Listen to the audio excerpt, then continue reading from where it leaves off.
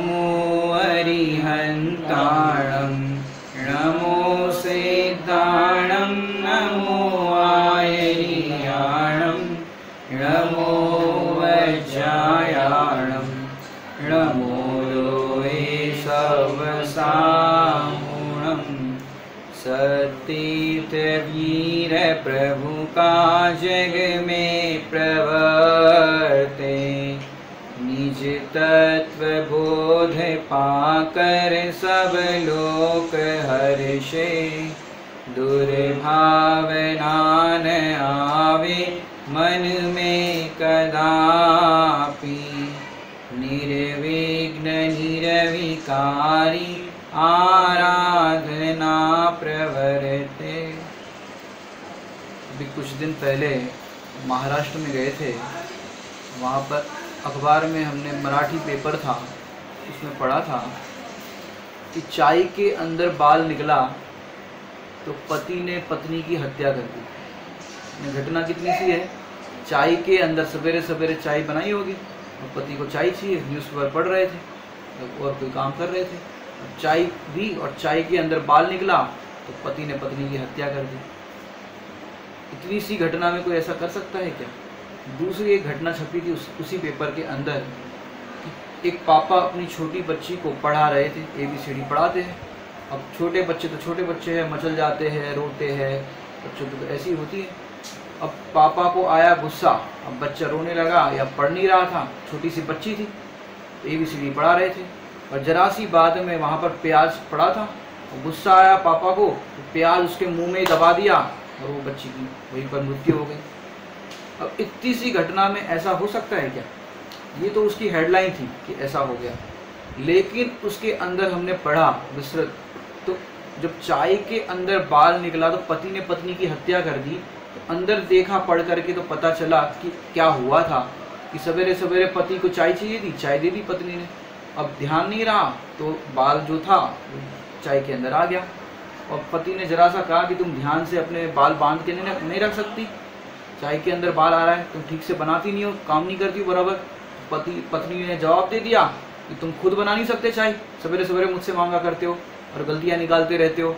तो पति ने यहाँ से जवाब दिया, पत्नी ने वहाँ से जवाब दिया और बातों बातों में इतना बहस हो गई कि वहाँ पर पत्नी सब्जी संभाल रही थी और गुस्सा आया पति को तो चाकू उठाया और मार दिया पत्नी को।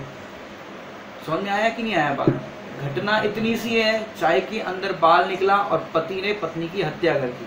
और वो छोटे बच्चे की घटना में भी इसी तरह से प्रसंग है, घटना इतनी सी और उसमें इस तरह से हो गया। आपने कहावत भी सुनी होगी लोक में, तिल का ताड़, राई का पहाड़, बात का बतंगड़, ऐसा हो जाता है लोक में, आपने देखा होगा। लेकिन इसको दूर करने का कोई उपाय है कि नहीं है? भाई इसका कोई उपाय तो होना चाहिए। ऐसे होता है, बात का बतंगड़ हो जाता है, कहाँ से कहाँ पहुँच जाते हैं और लड़ाई हो जाती है। तो ऐसा होता है तो उसका उपाय क्या है? तो जिनागम के अंदर 4 अनुयोग है और उन 4 अनुयोग से यदि देखें तो करणान योग के अंदर उसका उत्तर आपको मिल सकता है। अभी हमने विगत 4 दिनों से लेश्या पर चर्चा की थी। ये लेश्या का ही एक इम्प्रेशन है, इम्पैक्ट है, जो आज विषय हम प्रारंभ करने जा रहे हैं। उस विषय का नाम है उत्कर्षण और अपकर्षण। जो एक अन्ना जी की पुस्तक भी छपी है, नक्शे में 10 करण, उसके अंदर 5वें नंबर का ये चैप्टर है उत्कर्षण, 6ठे नंबर का चैप्टर है अपकर्षण। तो उसका थोड़ा आधार लेकर के कहे तो हम इसकी थोड़ी अपने जीवन शैली के अंदर हमारे ऐसी घटना ना घटे, इसलिए हम भेद विज्ञान किस तरह से करें, हमारे पापों का उत्कर्षण ना हो और पाप बढ़ ना जाए जिससे हमें आगे उसको भोगना पड़े। तो इससे हम चर्चा करते हैं। पहले हम आपको परिभाषा बताएं, उससे पूर्व एक दृष्टांत देना चाहते हैं। उस दृष्टांत से आपको वो चीज़ समझ में आएगी। जैसे एक व्यक्ति ने दूसरे व्यक्ति को थप्पड़ मारा, बराबर, एक कार्य हुआ, थप्पड़ मारा। अब कितनी जोर से मारा, कितनी जोर से मारा, ये हो गई प्रकृति। ऐसे करके भी, ऐसे भी मारा जाता है, छोटे छोटे बच्चे को ऐसे करते हैं अपन, तो ये ऐसे, और कितनी जोर से मारा, इसको कहेंगे प्रकृति। अब कितने एरिया में कांग्रेस का निशान बना, इसको कहेंगे प्रदेश। और कितने टाइम तक वो झंझनाहट रही उसको क्या कहेंगे स्थिति, और कितने टाइम तक दर्द रहा, कितने टाइम मतलब कितना जो एरिया जो है उसमें कितने टाइम तक है वो अनुभाग, फल माने 1 दिन 2 दिन 3 दिन कितने टाइम तक रहा उसका दर्द, वो है फल माने कितना दर्द रहा ये उसका फल है, और कितने टाइम तक रहा वो स्थिति है उसकी, कितना दर्द रहा ये है फल। तो ये प्रकृति, प्रदेश, स्थिति और अनुभाग, इसको दूसरे एंगल से भी अपन देखें तो द्रव्य क्षेत्र काल भाव भी कहा जाता है। इसी को अगर इसमें घटित करें प्रकृति, प्रदेश, स्थिति, अनुभाग, तो देखा जाए तो आग लगती है तो अपन क्या करते हैं, फायर ब्रिगेड वाले को बुलाते हैं। अब पहले बुलाते हैं तो पहले वो पूछता क्या है कि कौन सी आग लगी, नेचर पता होना चाहिए, प्रकृति कौन सी, शॉर्ट सर्किट की आग लगी है, गैस कांड हुआ है, कौन सी प्रकृति की आग लगी है, तो वो है प्रकृति। अब कितने एरिया में लगी है, ये आग बुझाने के लिए हमको जितने भी साधन चाहिए उतने लेकर के आएंगे। अब जरा सी एक छोटी सी जगह पर लगी है तो उतने साधन लाएंगे, बड़ी बिल्डिंग में लगी है तो उतने फायर ब्रिगेड लेके आएंगे। तो कितने एरिया में हुई है, प्रदेश। साथ साथ ये भी पूछेगा भाई कब से लगी है, अभी अभी लगी है, क्योंकि तुरंत लगती है तो आसपास वाले जितने भी लोग होते बुझाने का प्रयास करते, जब बुझा नहीं पाते तब फायर ब्रिगेड से संपर्क करते हैं। तो कितने टाइम से लगी, यह स्थिति। और फिर अगले दिन अखबार में छपेगा कितनी जान हानि हुई, कितनी माल हानि हुई, यह है फल। ऐसे प्रकृति, प्रदेश, स्थिति और अनुभाग 4 चीजें हो गई। अब हम आपको परिभाषा बताते हैं इसकी। उत्कर्षण और अपकर्षण, विषय का नाम क्या है, उत्कर्षण और अपकर्षण। इसकी परिभाषा बहुत ही सरल है। उत्कर्षण माने क्या कि कर्मों की स्थिति और अनुभाग का बढ़ना, इसको कहेंगे उत्कर्षण। और कर्मों की स्थिति और अनुभाग का घटना, इसको कहेंगे अपकर्षण। उत्कर्षण और अपकर्षण सरल है। 4 चीजें हमने बताई, प्रकृति, प्रदेश, स्थिति और अनुभाग।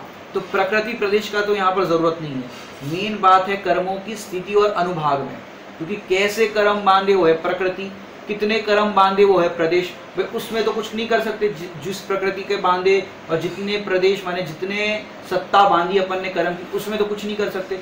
लेकिन स्थिति और अनुभाग में परिवर्तन हो सकता है। लंबे टाइम तक के कर्म बांधे हो तो उसको कम कर सकते हैं, और ज़्यादा कम कर्म बांधे हो उसको बढ़ा भी सकते हैं। तो कर्मों की स्थिति और अनुभाग का बढ़ना, उसको कहेंगे उत्कर्षण, और कर्मों की स्थिति और अनुभाग का घटना, सो है अपकर्षण।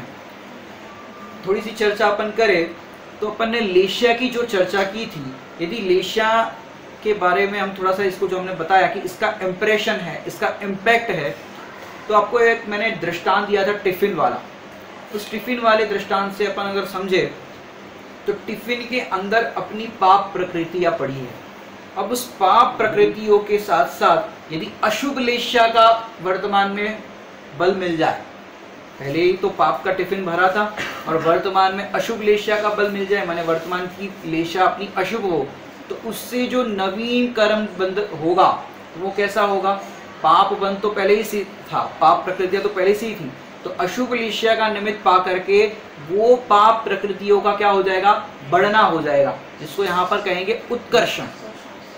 और दूसरी बात कहे तो उस टाइम पे अपन ने पाप प्रकृतियां बांधी थी, अब क्या हुआ कि वर्तमान में शुभ लेशिया का निमित्त बना, तो शुभ लेशिया का निमित्त बनने पर क्या हुआ, वो जो पाप प्रकृतियां बांधी थी वो घट गई शुभ लेशिया के निमित्त से। तो इस तरह से पाप प्रकृतियों का बढ़ना अशुभ लेशिया का निमित्त पा करके, और शुभ लेशिया का निमित्त पा करके शुभ पाप प्रकृतियों का घटना, तो उसको क्या कहेंगे, अपकर्षण। सरल दृष्टांतों से अपन थोड़ा समझेंगे, क्योंकि यहाँ पर विशुद्धि की भी अपन अपेक्षा लगाए तो विशुद्धि बढ़ेगी तो शुभ लेशिया होगी, और शुभ लेशिया होगी तो कर्म प्रकृतियों का क्या होगा, अपकर्षण होगा, पाप प्रकृतियों का अपकर्षण होगा। और पुण्य प्रकृतियां यदि सत्ता में पड़ी है और शुभ लेशिया का निमित्त होगा तो पुण्य प्रकृतियों का बढ़ना होगा। इस तरह से पुण्य पाप, या दूसरी भाषा में गए तो साता असाता वेदनी में भी अपन इस तरह से घटित कर सकते हैं। तो अपन उसको प्रैक्टिकल दृष्टि से विचार करेंगे। भी परिभाषा तो इतनी है, कर्म की स्थिति अनुभाग बढ़ना और कर्मों की स्थिति अनुभाग घटना। अब उसमें हमें क्या करना है और किस तरह से ये अपकर्षण और उत्कर्षण होता है, तो आइए हम समझते हैं इस उत्कर्षण और अपकर्षण को। जैसे एक सरल से दृष्टांत से अपन करें, जैसे सर्दी हो जाती है हमको, इसमें 2 in 1 बताएंगे। सर्दी हो जाए तो क्या करना और कर्मों का भी हम इसमें घटित करेंगे। सर्दी हो जाती है तो हम क्या करते हैं भैया, जो इलाज करते हो, लेकिन अगर प्राकृतिक दृष्टि से देखें, नेचुरोपैथी की दृष्टि से यदि देखें और लोगों के खान पान की दृष्टि से भी अगर देखें, तो 3 दिन तक अगर आप उबला हुआ पानी या गर्म पानी पर रह जाओ और कुछ भोजन नहीं करो, 3 दिन तक सिर्फ गर्म पानी पियो, तो गर्म पानी 3 दिन तक पियोगे तो आपकी सर्दी वैसे ही भाग जाएगी, मात्र 3 दिन। आपने अगर मोदी जी के भी इंटरव्यू को देखा हो तो मोदी जी से पूछा गया कि भाई आपको यदि सर्दी जुकाम हो जाता तो क्या करते हैं, कोरोना वगैरह सब चल रहा है, तो जुकाम का उसमें प्रभाव बताया जाता है, तो आपको यदि होता है नॉर्मल डेज में तो क्या करते हो। तो मोदी जी ने बताया कि मैं कोई डॉक्टर के पास नहीं जाता हूँ, ना मैं कोई इलाज कराता हूँ, मैं बस 3 दिन तक उबला हुआ गर्म पानी पीता हूँ। अब वो मोदी जी चाहे तो कितने ही डॉक्टरों की लाइन लगा दें, हो सकता है कि नहीं, प्रधानमंत्री है हमारे, लेकिन वो भी मोदी जी भी हमारे भारतीय क्या करते हैं, अपनी प्रकृति माने जो प्राकृतिक चिकित्सा है उसको फॉलो करते हैं, अन्य जो एलोपैथी दवाइयाँ और उस चीज़ों के चक्कर में नहीं पड़ते। तो 3 दिन तक उबला हुआ पानी पियो तो सर्दी ठीक हो जाएगी। लेकिन यदि आपने सर्दी हो रही है, आपकी नाक बह रही है और आपने चने खा लिए, छोले खा लिए और वैसी चीज़ खा ली, तो क्या होगा कि आपकी जो सर्दी हो रही है उसका हो जाएगा उत्कर्षण। जो चीज़ 3 दिन में ठीक हो सकती थी अगर आप इस तरह से फॉलो करते तो, लेकिन वो सर्दी अब 7 दिन तक बढ़ जाएगी क्योंकि आपने चना खा लिया, छोले खा लिए, तो आपने रोग का कर दिया उत्कर्षण, और यदि उसकी बराबर चिकित्सा करते तो रोग का हो जाता अपकर्षण। ये तो हमने रोग के दृष्टांत से देखा। ऐसे ही हम देखें तो जेल के अंदर भी आपने देखा होगा कि जेल में जो कैदी होते हैं, चाहे उसने कोई सा भी अपराध किया हो, लेकिन वो जेल के अंदर उसका आचरण अच्छा हो, वहाँ पर जेल में जो भी उनका सुबह से शाम तक का नियम कानून होता है, सशक्त माने सशक्त काम करने वाला भी जेल होता है, तो वहाँ पर यदि वो अपना काम समय पर करे, किसी से लड़ाई झगड़ा नहीं करे और उसका आचरण अच्छा हो, तो क्या होता है, आपने देखा है क्या प्रावधान है कि समझो उसकी 5 साल की सज़ा है तो वो घटा करके 2 साल या 2.5 साल 3 साल भी हो सकती है। इस तरह से होता है, उसके आचरण को देख करके उसकी सज़ा घटा देते हैं कि नहीं ये इनका आचरण अब सही है, उन्होंने जैसा भी जो भी अपराध किया था ठीक है, लेकिन अभी वर्तमान में वो उनका बराबर है, उनकी सज़ा कम कर दी जाती है। और जेल के अंदर ही लड़ाई झगड़ा करने लग जाए और किसी को वहीं पर हाथापाई कर दे और नया केस बना दे, तो क्या होगा, उस जेल में उसकी सज़ा का हो जाएगा उत्कर्षण। ऐसा लोक में भी आप देखते हैं। ऐसे ही हम यहाँ पर भी देखें, बच्चे को बताते दृष्टांत, बाइक चलाते हैं तो बाइक आप स्पीड में चलाते हैं, नए लड़कों को नवयुवकों को क्या होता है, स्पीड में चलाना अच्छा लगता है। अब फास्ट बाइक चला रहे थे और एक जगह पर आपने ब्रेक लगा दी और वहाँ पर समझो एक पुलिस वाला खड़ा था, अब उसको टच भी नहीं हुआ, लेकिन उससे पहले ही आपने ब्रेक लगा दी, तो फिर वो कहेगा अंधे हो क्या, देख कर नहीं चला सकते। तो अगर आपने जवाब दे दिया कि भाई आपको टच तो हुआ नहीं, आपको लगा तो नहीं, लगा होता तो कोई बात थी, आप हमें क्यों डांट रहे हो, अब क्या होगा, बात बढ़ जाएगी नहीं बढ़ जाएगी। तो ये बात का बतंगड़ हो जाता है और सजा बढ़ती है, ये उत्कर्षण। और उसी टाइम पे आप बोलते हो सॉरी सर और सॉरी फेस आपका दिखाते, तो क्या होता, कोई बात नहीं बेटा आगे से ध्यान रखना। इस तरह से आप उस सजा से आपका अपकर्षण हो जाता। ये अपन छोटी छोटी घटनाओं में क्या होता है, बात का बतंगड़ हो जाता है, बातें बढ़ जाती है और सजा बड़ी हो जाती है। अब देखो छोटा सा बालक हो, उसको मात्र ये 2 उंगली इस तरह से सिर में मारो तो छोटा बच्चा को दंड देगा कि नहीं देगा, उसका एक्सप्रेशन आपको बताएगा। अगर ज़रा सा अपने 2 उंगली ऐसे मारी, वैसे गुस्से से देखेगा, क्यों मार रहे हो मुझे, भले ही वो कुछ ज़्यादा ना करे पर क्यों मार रहे हो मुझे, ऐसा एक्सप्रेशन करेगा। अब यही 2 उंगली ट्रैफिक हवलदार होता है सड़क पर, चौराहे पर, उसको यदि ये 2 उंगली मार दो तो क्या होगा, उसका फल क्या आएगा, और फिर आपको केस बना के लेके जाएगा वहाँ पर, और वहाँ पर जो उसका मेन थानेदार है उसके सर पर आपने 2 उंगली मार दी तो क्या होगा, यही 2 उंगली थानेदार पर, और आपको जेल के अंदर बंद कर रहे थे तो पुलिस वाले को भी आपने धक्का मार दिया जो बंद कर रहे थे, फिर क्या होगा, और केस बना करके आपको कोर्ट में लेके गए और कोर्ट में समझो कोई भी चीज़ वहाँ पर पड़ी थी, पत्थर पड़ा था, वो अपने जज साहब को मार दिया, फिर क्या होगा, अब केस बढ़ता जा रहा है।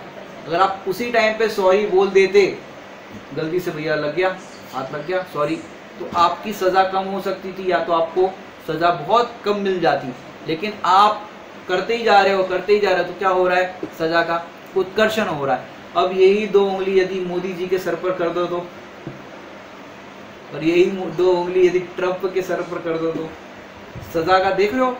इससे हमें क्या समझाना है कि भाई परिणाम तो वही है 2 उंगली मारने का, लेकिन यदि आप यही 2 उंगली बड़े व्यक्ति के ऊपर करते हो तो उसका दंड बहुत बड़ा होता है। ऐसे ही हमारे अशुभ लेशा के परिणाम और इस तरह से अशुभ परिणाम आपस में हो उसका दंड कम है, लेकिन यदि देव शास्त्र गुरु के प्रति अगर हमारे परिणाम उनके विरुद्ध होते हैं या उनके जो अपन विधि अनुष्ठान जो भी करते हैं अशातना करते हैं देव शास्त्र गुरु के प्रति, तो उसका दंड बहुत ज़्यादा है।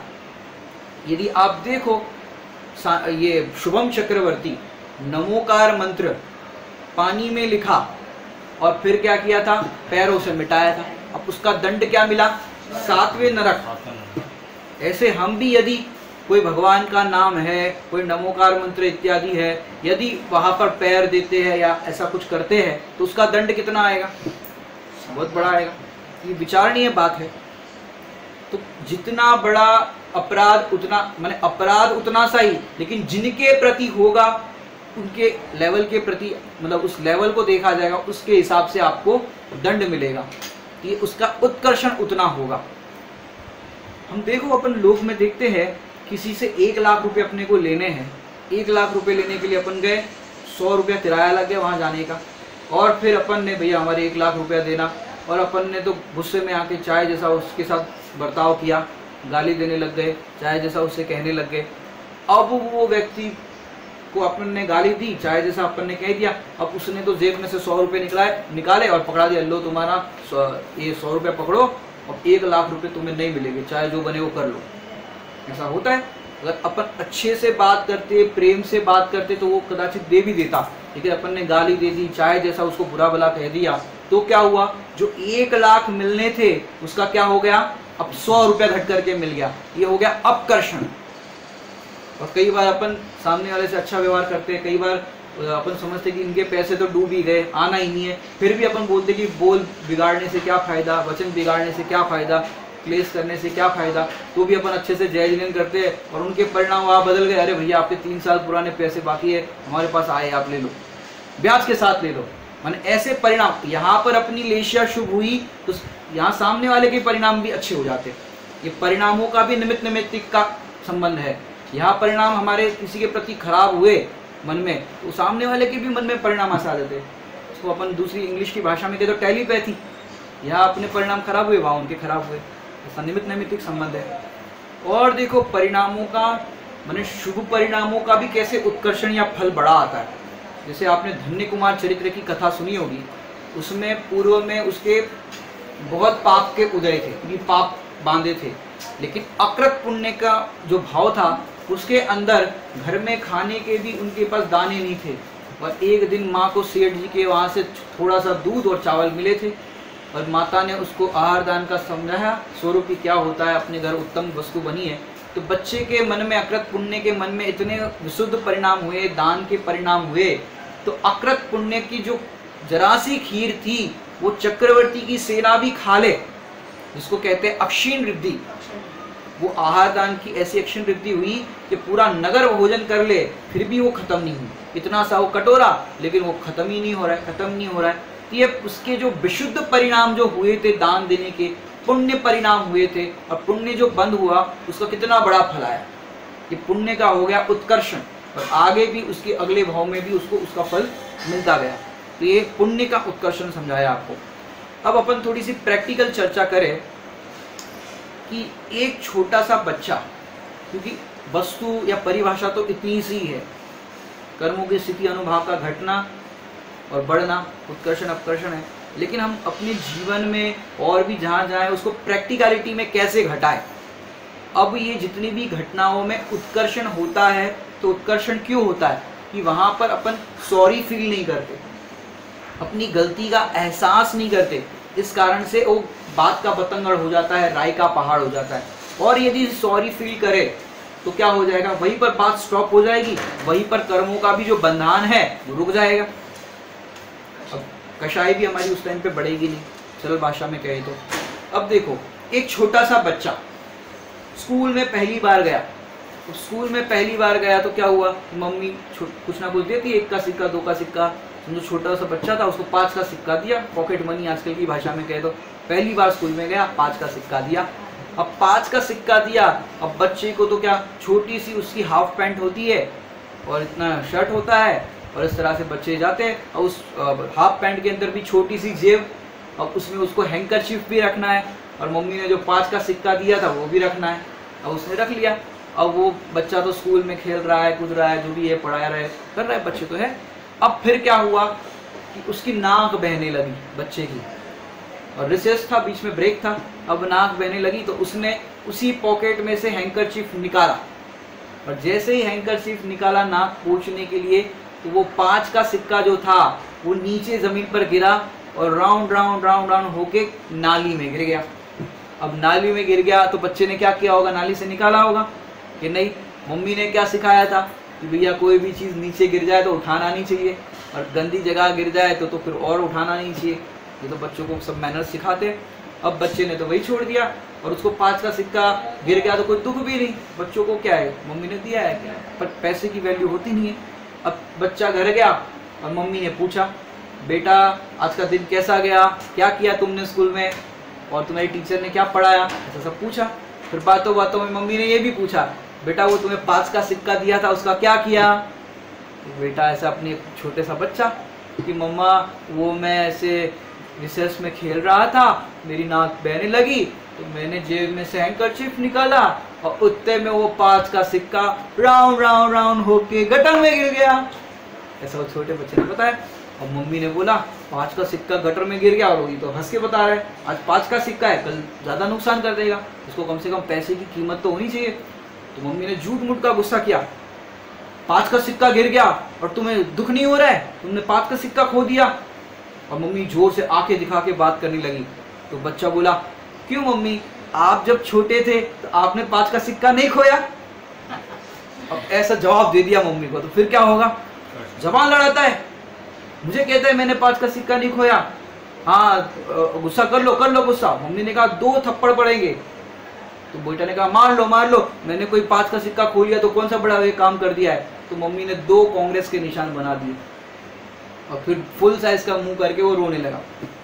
बराबर, अब रोने लगा इतना जोर से, तो पड़ोस वाले भी आ गए, तो कहने अरे क्या हुआ, इतना बच्चा क्यों रो रहा है, क्या बात हो गई। कि देखो कैसा लड़का है, 5 का सिक्का खो दिया, घटना कितनी सी है, 5 का सिक्का खो दिया। अरे 5 का सिक्का खो दिया, इतना कोई मारता है, इतना कोई रुलाता है बच्चे को, छोटा सा बच्चा है, अरे मैं दे देती 5 का सिक्का। बोले क्या 5 का सिक्का की बात करते, इसको तो मार पड़नी चाहिए। अब ये तो घटना हो गई, अब इसको मार पड़ी, बराबर। अब यही बच्चा बड़ा हो गया, धीरे धीरे पढ़ लिख करके योग्य हो गया।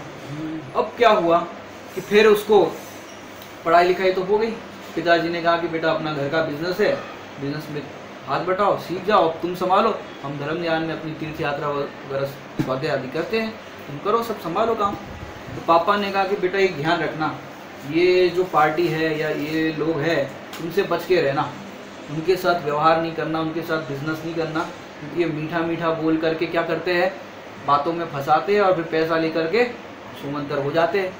तो वो लड़के को लगा मैं MBA पढ़ा हुआ, मैं सब कुछ जानकार, तो पापा जी क्या जाने आज की दुनिया के तौर तरीके, हम सब जानते हैं। उसने कहा ठीक है, जैसा पापा ने कहा ठीक है। अब फिर क्या हुआ, जिससे मना किया था उसके साथ ही उठने बैठने लग गया। वो जो था उसके साथ वो कहे कि चलो आज फिल्म दिखाने ले जा रहे हैं, और फिल्म के पैसे भी नहीं लिए, और ऊपर से नाश्ता भी कराए और खिलाए पिलाए और अच्छे से रखे। उसको लगा देखो कितना अच्छा है, एक तो पैसे मुझे खर्च करने भी नहीं दे रहा है, खुद इतने खर्च कर रहा है और पैसे भी नहीं ले रहा है। देखो पापा कह रहे थे तो पैसे हमारे से उड़ा ले जाता है। फिर एक दिन इतना विश्वास बन गया, पापा ने कहा था वो तो बात सब भूल गया। अब उसने कहा कि एक भैया 5000 रुपये देना, मैं ज़रा आधे घंटे 1 घंटे बाद देता हूँ। उसने कहा ठीक है, 5000 रुपये बड़ी बात नहीं है उसके लिए, करोड़ों का बिजनेस हो तो। अब फिर क्या हुआ कि उसने 5,000 दे दिए। अब फिर 1 घंटे के बाद उसने वापस कर दिए कि देखो, उसने कहा 1 घंटे बाद दे देगा और वापस कर दिए। पापा कहते थे ऐसा है वैसा है, पापा नहीं समझते। फिर थोड़े दिन बाद उसने कहा कि भैया 50,000 देना, मैं अभी देता हूँ 2 दिन में। ठीक है 50,000 कोई बड़ी बात नहीं है, और दे दिए। और 50,000 दे दिए तो फिर देखा तो वो भी 1 हफ्ते बाद तुरंत वापस कर दिए। बहुत बढ़िया, 1 हफ्ते बाद पूरे वापस कर दिए। और फिर जा कर के धीरे धीरे 50,000 से लाख, 2 लाख, 5 लाख वापस मिलने लगे। एक दिन उसने कहा कि भैया 50 लाख की ज़रूरत है, मेरा एक ड्राफ्ट आने वाला है और फ़ायदा होने वाला है, तुमको 50 लाख के मैं 55 लाख दे दूंगा। उसने कहा बड़ा फ़ायदा है, वे ये टाइम पे तो दे देता है, और 50 लाख के 55 लाख देगा, इसमें क्या बात हो गई। तो फिर उसने कहा कि ठीक है दे देगा तो दे देगा। अब 1 महीने का टाइम पीरियड दिया और 50 लाख रुपए ले लिए। अब जैसे ही 1 महीना पूरा होने आया, उसने तो फ़ोन लगाया, और जैसे ही फ़ोन लगाया तो भाई साहब कवरेज एरिया के बाहर, कि जिस नंबर पर आप संपर्क करना चाहते हैं वो कवरेज क्षेत्र के बाहर है। टेंशन बढ़ गई, जो फ़ोन लग नहीं रहा है। उसकी दुकान पे गए, भैया वो हमारे पैसे क्या हुआ, अभी आज की तारीख थी, या कौन से पैसे, काय के पैसे। वो पहचानने से इनकार करने लगा। और फिर कहा भैया हमारे पैसे दिए थे आपको, 55 नहीं तो 50 ही दे दो, हमारे मूल ही दे दो, ब्याज की छोड़ो, हमें चक्कर नहीं पड़ना, 50 के दे दो, अगर नहीं मिलेंगे कौन से पैसे, कौन सी क्या बात है। अब वो तो गुंडागर्दी पे आ गया और बोल दिया कि हमारे से बात मत करो, ये वो। तो फिर ये तो घबरा गया, सज्जन व्यक्ति था। अब उसने सोचा कि अब तो मैं गया, पिताजी ने मुझसे कहा था व्यवहार मत करना, और मैंने कर दिया, और 50 लाख और इतना बड़ा घाटा, पिताजी को कैसे शक्ल दिखाऊंगा। तो फिर उसको मम्मी की बचपन की याद आई। तो मैंने 5 का सिक्का खोया था, तो 2 चाटे पड़े थे कांग्रेस के निशान, और 50 लाख में कितने पड़ेंगे। और फिर उसने सोचा कोई बात नहीं, अब पैसे का नुकसान हो गया, अब जी के क्या करे। डिप्रेशन में आ गया और सोचा मैं तो नदी में कूद करके, समुद्र में कूद करके, या रेलवे ट्रैक पे आ करके आत्महत्या कर दूं। लेकिन उसने सोचा पापा जी ने इतना पढ़ा लिखा करके योग्य बनाया, इतना सब कुछ किया, अब क्या करे। पिताजी के चरण स्पर्श करके जाता हूँ। और पिताजी अखबार पढ़ रहे थे और ये लड़का गया और पिताजी के चरण स्पर्श करिए। पिताजी ने देखा, अरे क्या बात है बेटा, आज चरण स्पर्श कर रहे हो, लगता है शिखर जी जा रहे हो, ऐसे तो कभी करते नहीं है चरण स्पर्श। नहीं पापा बस मैं जा रहा हूँ। और फिर ऐसे जाने लगा। तो पिताजी ने कहा क्या बात हो गई बेटे, कहाँ जा रहे हो। कि पापा मैं बता नहीं सकता, मेरे से बहुत बड़ी गलती हो गई, अब मेरे आपको शक्ल दिखाने लायक नहीं हूँ। अरे बेटा बताओ क्या बात है। अरे नहीं पापा अब मैं जा रहा हूँ, आप मुझसे बात मत करो, अब मैं आपको शक्ल दिखाने लायक नहीं हूँ। अरे पहले मत बुझाओ, बैठो यहाँ। और फिर धीरे से उसने बताया कि पापा आपने मना किया था और मैंने ऐसे 50 लाख रुपए गवा दिए। उनकी बाद में पूरी कहानी बता दी। अब पिताजी ने कितने चाटे लगाए होंगे बताना, हाँ? और बचपन में उसको जो चाटे पड़े थे, 2 कांग्रेस के निशान पड़े थे, वो सही पड़े थे या गलत पड़े थे। वहाँ सही पड़े थे। और यहाँ कितने पड़ेंगे, कि यहाँ एक भी नहीं पड़ेंगे। बचपन में उसको 2 चाटे पड़े 5 रुपए के लिए, वो सही पड़े। क्यों पड़े, क्योंकि उसने सॉरी फील नहीं किया था, आर्ग्यूमेंट्स की थी, हर एक चीज पे जवाब दे रहा था। मम्मी ने कहा कि जवान लड़ाते हो, तो बेटा कहने लगा आपकी जबान आपके मुंह में, मेरी जबान मेरे मुंह में। अब ऐसे जवाब देने लगे तो क्या होगा, चाटे पड़े। और यहाँ पर उसको बहुत गिल्ट फील हो रहा है, सॉरी फील हो रहा है कि मेरे से बहुत बड़ी गलती हो गई, मुझे ऐसा करना नहीं चाहिए था। तो उसको क्या हुआ, तो उसको फिर सजा नहीं मिल रही है। और उसको फिर कहा बेटा पैसा तो हाथ का मैल है, जान बची तो लाखों पाए। तो इस तरह से उसको सॉरी फील होने पर उसको दंड नहीं मिला। ऐसे ही हम जो भी हमारे डे टू डे लाइफ में हमारे से जो अशुभ परिणाम होते हैं, पाप परिणाम हो जाते हैं, यदि हमको गिल्ट फील होता है, सॉरी फील होता है, तो वही पाप कर्म की प्रकृतियाँ घट करके कम हो जाती है, जिसको कहते हैं अपकर्षण। और यदि अरे कौन देखता है, कौन करता है पाप, हम तो मात्र जानने देखने वाले, ऐसे भी कहने वाले लोग हैं, स्वाध्याय करके स्वच्छंदी होने वाले लोग हैं। आत्मा तो खाता ही नहीं, और फिर कुछ भी खाएंगे, पिज्ज़ा खाएंगे, बर्गर खाएंगे, ब्रेड खाएंगे, कुछ भी खाएंगे, आत्मा तो खाता नहीं। तो उसको कह रहे हैं, उसके तो एक तो पाप बंद कर रहे हैं, और फिर इस तरह से स्वच्छंद प्रवर्तन कर रहे हैं, और फिर वो प्रकृतियों को और बढ़ा रहे हैं, पाप प्रकृतियों को। तो इस तरह से पाप का बढ़ना हो जाता है, और सॉरी फील होता है तो पाप का घटना हो जाता है। अब देखो, तो कोई भी व्यक्ति दुनिया में खराब नहीं होता, सब व्यक्ति देखा जाए तो अच्छे होते हैं। लेकिन हम उस लेशा के एंगल से देखते हैं या वर्तमान की मन वचन काय की प्रकृति से देखते हैं तो प्रवृत्ति के कारण हमको सामने वाला अच्छा या बुरा लगता है। जैसे देखा जाए तो कोई भी सास खराब नहीं होती। क्यों खराब नहीं होती? क्योंकि जब माने बहू माने अपने घर पे पुत्र का जन्म होता है तो माँ क्या सोचती है, अब अपने घर बहू आएगी। जैसे ही बेटे का जन्म हुआ तो सोचते क्या अपने घर बहू आएगी। और बहू का जन्म भी नहीं हुआ हो उसके पहले बहू के गुणगान के बहू आएगी। और बच्चा तो छोटा है तब से एक एक रकम जोड़ेगी, एक एक चीज़ जोड़ेगी कि भाई शादी के लिए काम आएंगे, आगे पैसे जोड़ो काम आएंगे, आगे के लिए काम आएंगे। इस तरह से जोड़ते हैं और अच्छे से व्यवहार सब करते हैं। अब जब इतने पहले से सब तैयार करते हैं और लड़का शादी लायक हो जाए तो समझो घर की परिस्थिति अच्छी नहीं हो तो सब परिस्थितियाँ सुधर देते हैं। बाथरूम के अंदर चटकनी भी सही नहीं लगती हो तो नई चटकनी लगवा देते हैं। और तो और बहू आती नहीं उसके पहले उसका कमरा सज जाता है और सब कुछ चीज़ें बन जाती है। होता है कि नहीं होता? अब इतना सब कुछ उसके पहले माता पिता करते हैं, बहू नहीं आई उसके पहले इतनी व्यवस्था करते हैं। अब वो सास कभी खराब हो सकती है, ससुर जी कभी खराब हो सकते हैं जो बहू के आने से पहले ही इतना उसके लिए करते हो। और तो और दिखता क्या है, मन वचन काय की प्रवृत्ति दिखती है। कैसे दिखती है? जैसे नई नई बहू आई हो, अब क्या होता है कि भाई सबके तौर तरीके अलग होते हैं और बहू इतना घर में पहले पियर में काम किया ना हो, इतना अनुभवी भी नहीं होती। तो एक बार देखा सास ने कि बहू साड़ी के पल्लू से ऐसे दूध उठा रही थी, साड़ी के पल्लू से दूध उठा रही थी। तो सास ने कहा कि बेटा ऐसे साड़ी के पल्लू से दूध नहीं उठाना, अपने चौके का कपड़ा है उससे उठाया करो और रखा करो। उसने कहा ठीक है मम्मी। मैंने उसने भले ही कहा ठीक है मम्मी, लेकिन अंदर में क्या लगा, ये तो बोलते रहते हैं और वो कहेगी ऐसा करो वैसा करो, देखो तब सुनाते रहते हैं।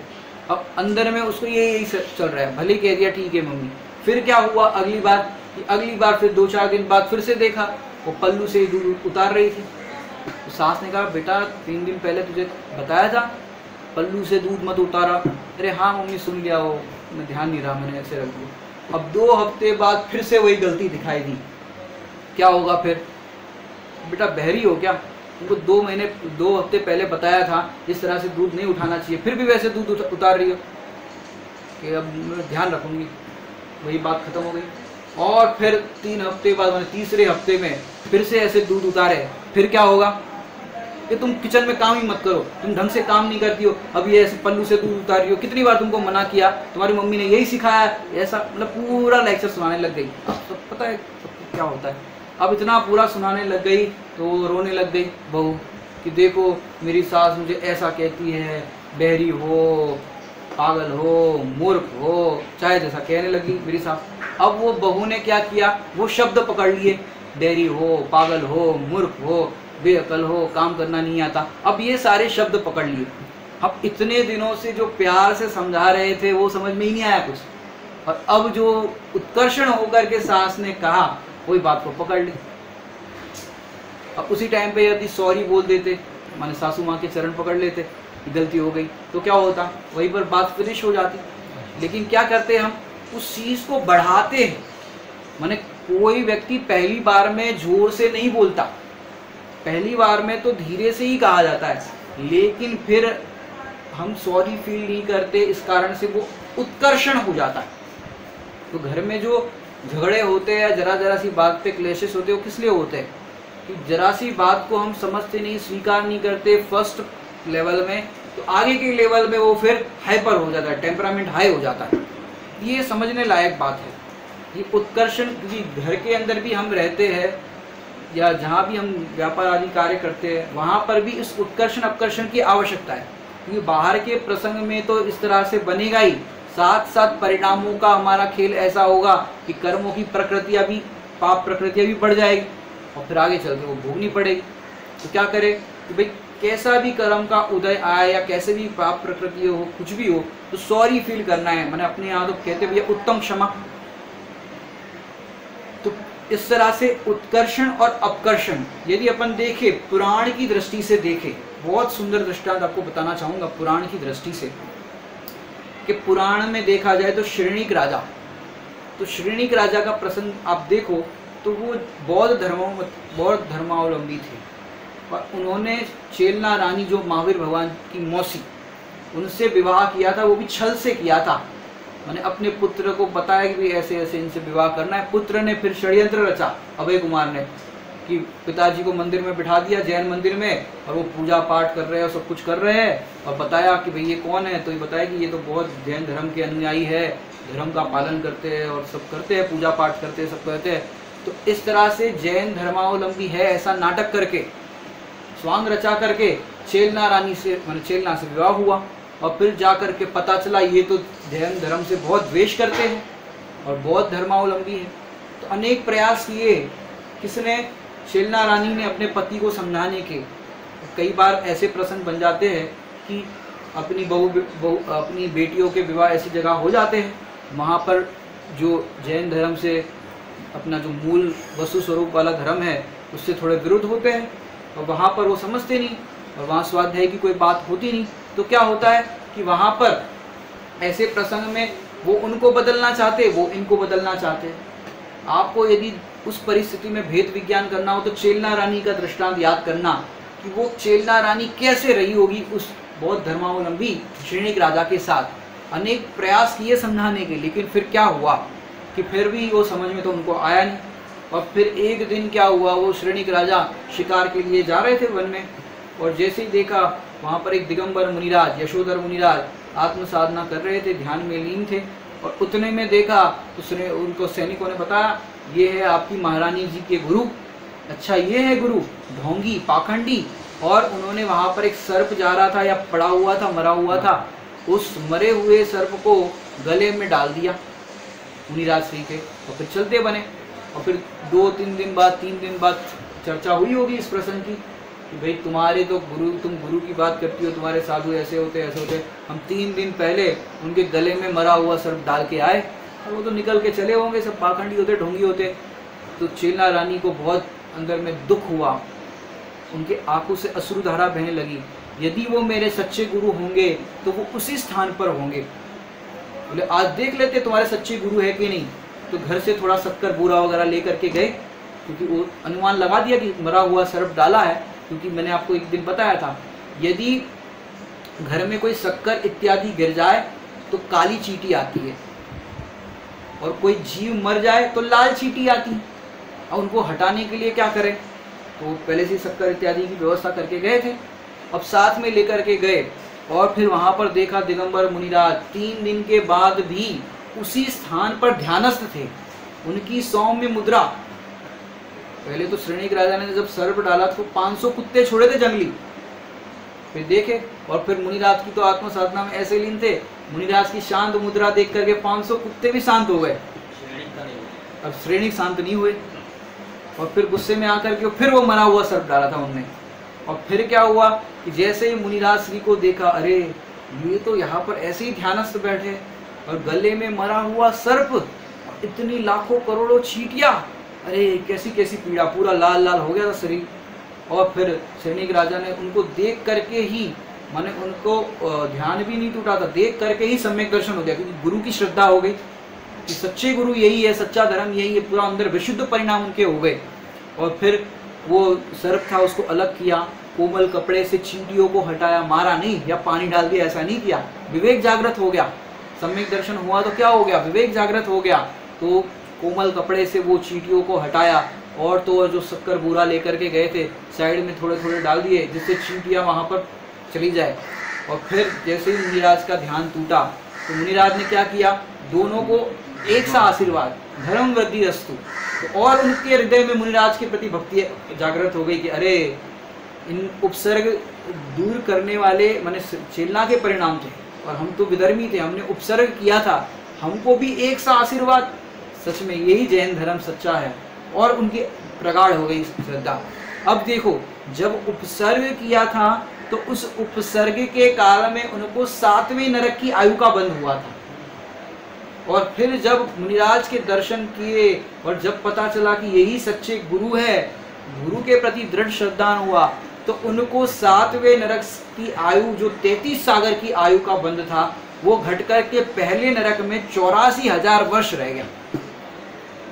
सोचो, ये परिणामों का खेल देखो। 3 दिन पहले उन्होंने 7वें नरक की आयु बांधी और फिर ये कितने टाइम का उपसर्ग दूर करने का कितने टाइम का समय होगा समझो, 5-10 मिनट उपसर्ग दूर करने में फटाफट किया होगा। अब इतने 5-10 मिनट के समय में सोचो 33 सागर की आयु से 84,000 वर्ष, 7वें नरक से पहला नरक, ये अपकर्षण हो गया उनका। तो 7वें नरक से पहला नरक ये अपकर्षण हो गया। इस तरह से हमारे परिणामों के अंदर भी निरंतर परिणाम हमारे अप एंड डाउन होते रहते हैं। तो हमारी यदि पाप प्रकृतियां सत्ता में पड़ी है और अशुभ लेशा का निमित्त पा करके हम यदि इस तरह से प्रवर्तन करें तो क्या होगा, हमारी पाप प्रकृतियां बढ़ जाएगी, उसकी सत्ता बढ़ जाएगी। और यदि उसी टाइम पे सरल भाषा के अंदर अपन दूसरे वे में बात करें कि यदि कर्म का उदय आता है, उस कर्म के उदय में यदि हम संक्लेश परिणाम करेंगे, आकुलता करेंगे, तो हमारा जो कर्म का उदय है वो बढ़ करके ज़्यादा हो जाएगा। और उसी टाइम पे यदि हम प्रसन्न होंगे, मात्र ज्ञाता दृष्टा रूप अनुभव करेंगे या समता भाव रखेंगे, तो वही कर्म का उदय क्या हो जाएगा, घट जाएगा। एक दृष्टांत देकर के आपको समझाऊंगा लौकिक। आरटीओ का यदि हमने कोई भी नियम तोड़ा तो एक अनाड़ी कोर्ट होता है। रेलवे के अंदर अगर कोई गुनाह करते तो वहाँ भी अनाड़ी कोर्ट होता है। यदि उसके अंदर पकड़ करके ले जाए हमें और कोर्ट में पेश किया जाए अनाड़ी कोर्ट में, तो वहाँ पर पूछा जाए कि भाई आपने ये गुनाह किया, तो बस हाँ में उत्तर देना पड़ता है। यदि हम आर्ग्यूमेंट्स करते हैं कि मैंने नहीं किया या कुछ भी कहते जाते हैं, तो उसका जो फाइन होता है वो बढ़ते जाता है, बढ़ते जाता है। ऐसे ही हमारे कर्मों की स्थिति और अनुभाग जो है, यदि हमसे कोई अपराध हो जाता है, यदि हम सॉरी फील नहीं करते, उसके प्रति गिल्टी फील का भाव नहीं रहता, तो वो कर्मों की स्थिति और अनुभाग बढ़ते जाते हैं, जिसको हम कहते हैं उत्कर्षण, जो भी हमारी चर्चा चल रही थी। एक और दृष्टांत देकर के बात पूरी करेंगे कि एक पंचतंत्र की कहानी के अंदर संदीपनी ऋषि के आश्रम की घटना की बात आती है कि वहाँ पर एक पास में गांव था और उस गांव के अंदर एक राक्षस का बहुत बड़ा प्रकोप था और वो राक्षस लोगों को बहुत परेशान करता था। तो गांव वालों ने आश्रम में आकर के बताया कि ऐसी ऐसी समस्या है। तो संदीपनी ऋषि ने बताया कि आज रात को वहाँ पर कृष्ण और बलराम वहाँ पर पहरा देंगे और जो कुछ भी होगा हम देखेंगे। तो फिर क्या हुआ, 6 बजे से लेकर रात को 12 बजे तक बलराम की ड्यूटी रख दी और रात को 12 से लेकर के सुबह 6 बजे तक कृष्ण की ड्यूटी रख दी। और फिर क्या हुआ कि वहाँ पर रात को 6 बजे, शाम को 6 बजे से रात को 12 बजे तक इनकी ड्यूटी लगी। तो कृष्ण जी आराम करने लग गए और फिर बलराम ने राक्षस जैसे ही प्रकट हुआ तो क्रोधित होकर के उसके साथ लड़ने लग गए, उसके साथ बुरा भला करने लग गए और अनेक तरह से उस राक्षस को हराने का प्रयास किया। और जैसे ही 12 बजे तो राक्षस गायब हो गया और बलराम पसीना पसीना होकर के बैठ गए। और फिर क्या हुआ कि कृष्ण जी 12 बजे जगे। तो कृष्ण जी ने पूछा कि भाई राक्षस आया था, कहाँ आया था और कैसे कैसे क्या हुआ, वो पूरा वृत्तांत सुनाया। और फिर जाकर के कृष्ण जी ने पूरा वृत्तांत समझ करके युक्ति लगाई और फिर जैसे ही राक्षस प्रकट हुआ और डराने लगा, तब कृष्ण जी ने क्या किया, उसके सामने हंसने लगे, प्रसन्न होने लगे। तो वो राक्षस की जो विशाल काया वाला उसका जो स्वरूप था वो धीरे धीरे घटने लगा और हंसने लगे। हंसते हंसते हंसते वो राक्षस का स्वरूप इतना सा रह गया। और फिर क्या हुआ, कृष्ण जी ने अपना जो अंग वस्त्र था उस अंग वस्त्र के अंदर वो राक्षस को बांध लिया और फिर आराम से सोने लग गए। सवेरे जब बलराम जगे कृष्ण जी के पहले, अरे भैया आप विश्राम कर रहे हो, कब से विश्राम कर रहे हो, राक्षस रात में आ जाता तो परेशान करता तो क्या होता, हम गांव वालों को क्या जवाब देते। तो कृष्ण जी ने कहा चिंता की कोई बात नहीं, अरे राक्षस कहाँ है, राक्षस का क्या हुआ। तो उन्होंने पल्लू के अंदर बताया, ये देखो ये है राक्षस। दृष्टांत से हमें ये समझाना है कि कर्म का उदय आए उस टाइम पे यदि हम संक्लेश परिणाम करते हैं, आकुलता करते हैं या फिर किसी परद्रव्य को दोष देते हैं या किसी के प्रति क्रोध का व्यवहार करते हैं या कषाय के परिणाम करते हैं, तो हमारी जो कर्म प्रकृति है या पाप प्रकृति की सत्ता है वो बढ़ते जाती है, उसका हो जाता है उत्कर्षण। यदि हम उसी कर्म के उदय में यदि प्रसन्नता से, ज्ञाता भाव से, समता भाव से भेद विज्ञान करते हैं, तो वही कर्म की प्रकृतियाँ घट करके अपकर्षित हो जाती है। और हमें इस उत्कर्षण और अपकर्षण से देखें तो ऐसे कर्म के उदय के अंदर यदि हम भेद विज्ञान और समता भाव रखेंगे तो हमारे भी पाप प्रकृतियों का अपकर्षण हो जाएगा और पुण्य प्रकृतियों का उत्कर्षण होगा। ऐसे हम पुण्य पाप की प्रकृतियों के अंदर हालांकि दोनों से, पुण्य के उदय से और पाप के उदय से, दोनों से भेद विज्ञान करके अपने स्वरूप में स्थिर हो गए। इसी मंगल भावना से विराम लेते हैं। ओम नमः सिद्धेश्वराय।